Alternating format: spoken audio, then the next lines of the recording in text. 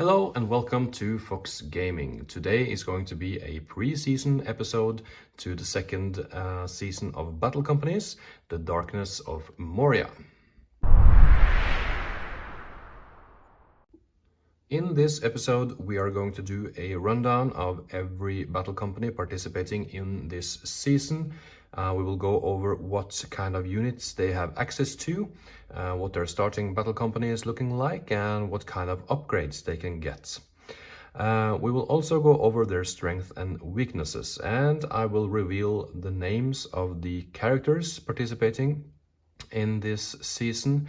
And they have been named after you guys that have commented on previous videos and supported me through this YouTube journey thus far. So this is kind of my way to thank you for your support, and yeah, I hope you enjoy the video.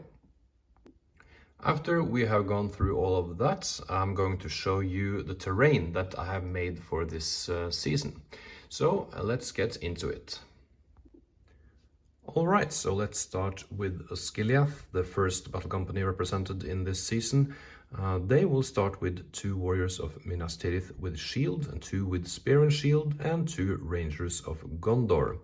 As you can see on the advancements, the warriors with shield will be a veteran with shield, and the ones with spear and shield will be a veteran with spear and shield. Also, if you get the warrior with bow, they will also be able to become a veteran with bow. So that's the deal with Osgiliath. They get veterans. That's their special unit, kind of. And if you can see on the reinforcement chart, this is what you get when you roll for reinforcements. You get the regular warriors or a ranger, or you can roll on the special chart if you get a 6. And there you will be able to get more veterans and even knights. And this is the only battle company that can have knights in this season. The army-specific upgrade for heroes is sure-footed, and this means that the model is never slowed by difficult terrain, which can come in handy when we are within Moria after all. The veterans have the or what's it called, loyalty to the captain's special rule, and this will be in effect for the battle company's leader, so they will benefit from that skill. So some of the pros for this battle company is that they have veterans, and they also have knights. In regards to the veterans, the only difference stat-wise is that they get 1 more courage, which can come in handy when the battle company eventually gets halved or loses 50%. Also, the loyalty to the captain rule, as we discussed earlier, is very strong. It means that if they are within 6 inches of the warband leader, they get a +1 on their fight value, giving them a 4 fight. And that is really good for a troop. Another nice thing for the warriors is that they have access to rangers, and the rangers have a shoot value of 3+, and that is really strong to be able to, you know, hit your targets on a consistent basis. Another thing to note on the veterans is that if they get upgraded to veterans, or you get veterans at all, they lose the shield wall rule. So that is kind of a negative effect of being upgraded. So we'll just have to see if it's enough with 1 courage and the loyalty to the captain's rule. So let's have a look at the leaders and sergeants. The leader of this warband will be this guy with shield, and he is called Michaelir. He is called Michaelir after Michael Virtuoso, who has commented a lot on my videos. He has actually watched all of them, and the 40k ones as well. So he supports me a great deal. So that is why he is a leader. Next, we have a sergeant with spear and shield, and he is called Tylero. He is named after Tyler Competente, which also have shown great interest in my channel. The last sergeant in this list is Malazarian, and he is named after Malars Amator, Next, we have the other good battle company, which is the Last Alliance. They start their journey with 2 elf warriors with a hand and a half sword, and 1 high elf warrior with elf bow, and 3 warriors of Numenor with shield. They have access to Numenorians and elves with all their weaponry, that is shield, spear and shield, and bow for each of the warrior type. So they do not have any kind of advancements, but they have the army special rule, or army specific hero upgrade rather, Unrivaled Alliance, and this is a rule that gives them +1 to their dual rolls if a hero or a man hero is within 3 inches of an elf friendly model, or the opposite way around. So then they get a +1 to the dual roll, which is incredibly strong. So the warriors of Numenor are incredibly strong because they have a base fight of 4 and a strength of 4. They get 1 less defense than Osgiliath warriors, however, a defense of 4, but have good courage of 3. So they are a great unit to have as a base for this army. Their high elf counterparts is also strong warriors with fight of 5 and a 3+ shoot. They also have a defense of 5, so they have greater defense than the Numenorians, and a very nice courage value of 5. They also have the woodland creature special rule. One of the downsides to this battle company is that they do not have access to mounted models, but their stat line is very strong, so I expect that they will do well in this campaign. Okay, so let's get into the characters, starting with the leader. We have this Numenorian over here, and he is called Carzonil. He is named after Carson Howard, so thank you for your support. And the next hero is a sergeant, and he is named Louison. And that is Louis on YouTube. He didn't have a last name, so just Louis. And the last one we have Simonir, which is Simon Brown. So thank you guys very much. Let's see how they do. By the way, during this campaign there will be models that are, or warriors that are upgraded to heroes, and they need to have names. So if you comment on videos and support me, there's a chance that your name can be on a model.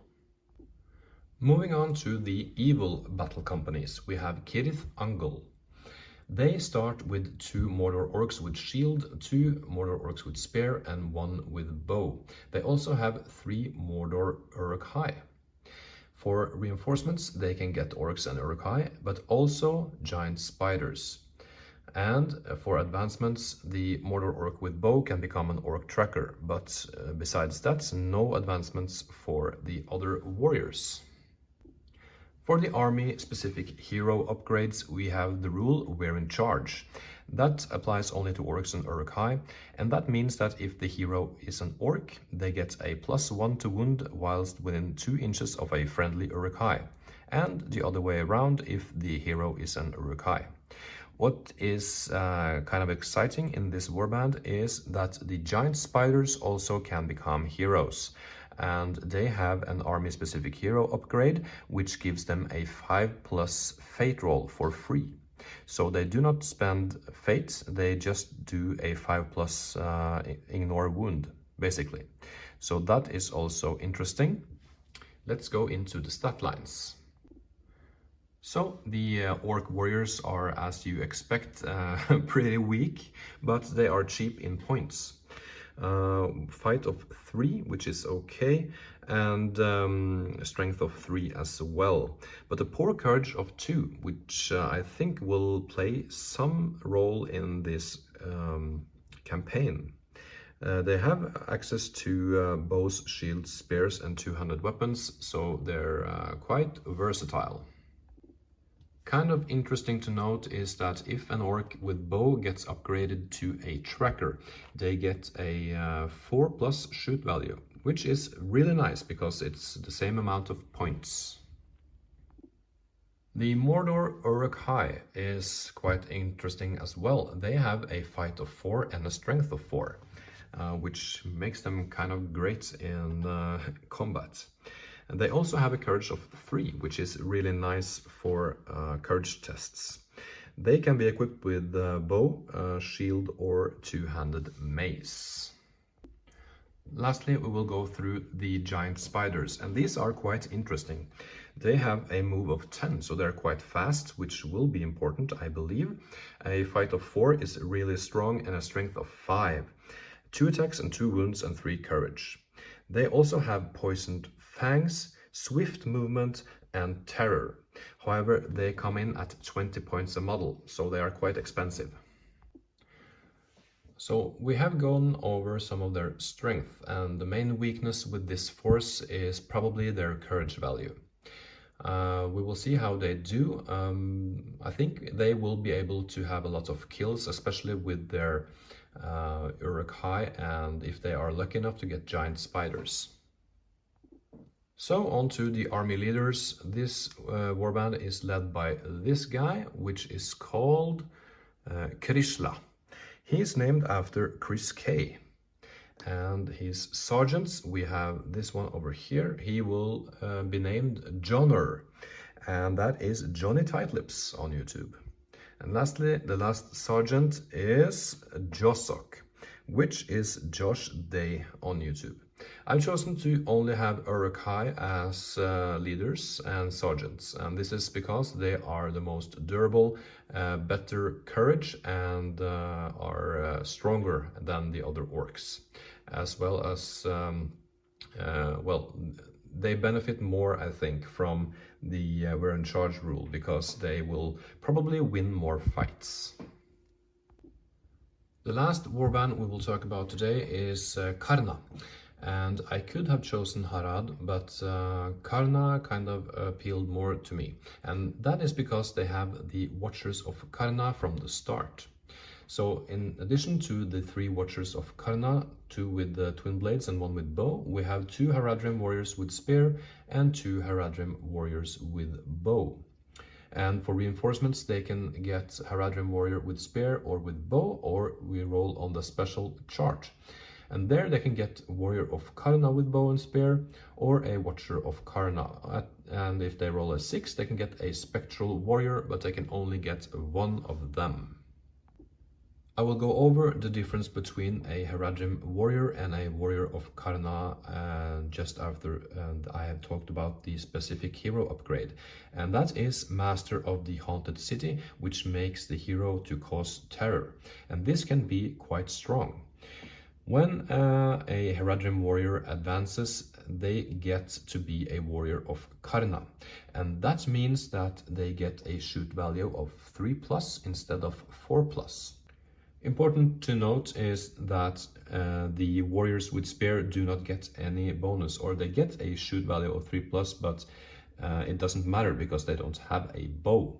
So what I have done is that they get a 1 better fight value instead of a shoot value. But then I make it so that each of their upgrades cost 1 more point. So a Warrior of Karna will be 1 point more expensive than a regular Haradrim warrior. Alright, so let's get into the units some more. The Haradrim warriors have a fight of 3, strength 3, and of course a shoot of 4+. They also have a courage of 3, which is nice. And they can have spear or bow with poisoned arrows, and that means that the starting company have poisoned arrows from the start. And this is kind of nice, so they don't have to purchase the upgrade. Next, we have the Watchers of Karna, and they can be equipped with twin blades or a bow with poisoned arrows. The twin blade makes so that they get 1 more attack, up to 2. And their stat line is 4 fight, 3+ on shoot, strength and defense of 3. So very low defense, and that can be important. courage of 3 as well, and they are resistant to magic and have hatred spirits. They also have a rule called Steely Nerve, and this is that Watchers of Karana receives a bonus of +2 to any courage test they must make for charging an enemy with the Terror rule. Additionally, Watchers of Karana receive a bonus of +2 to their courage when models with Blades of the Dead special rule makes strikes against them. So not very important, that last part, but to have a +2 courage against units that cause terror can come in handy. The last unit they can acquire is a Spectral Warrior, and this is a Warrior of the Dead. So it's just a regular Warrior of the Dead with high defense and high courage, with Blades of the Dead and Terror rule. So I think that would be nice, although they cannot get more than 1 and it cannot become a hero. But I think it's a strong warband in its own way. So let's get into the characters, and the army leader will be this one, and he's called Stuart Lim, and he's named after Stuart Reynolds. First of his sergeant is called Jeremiah, and he is named after Jeremiah Wenneker on YouTube. And the last one is called Jacksonell, and he is named after Jackson Small. So thank you everyone for contributing to my channel, it really helps. Now let's get into the terrain. So here we have the main bulk of the terrain that I have made for this campaign. Some of it have been used before, but these hills in the back are quite new with the scaffolds and the ladders. And this dwarven house, who is 3D printed, it's a file from Conquest Creations, so if you would like to support them, head over to their channel. This video is by no means sponsored by them, but I think it's a very cool piece. In addition to this, these are also 3D printed, the columns inside of Moria. I have 8 of them in total, so probably getting a lot of epic battles using them. And lastly, we have this dwarven steps, as I like to call them. They are modular, so they can just be separated into quarters or halves if one wants to use them like that. So this will be the main terrain for the campaign, but the other side of the board and other terrain that have been used before will also be used, depending on the scenario. In addition to this, I have plans for one more terrain piece, which is quite large, and I have to make that before the campaign can begin. But that is something that I've just started working on, and I'm not ready to reveal it just yet. But for everything, or for the steps and the scaffolds and mountainsides or inside of Moria, I will be making a video about that, so you can see how it was made. So that is it for the pre-season episode. I hope you enjoyed it.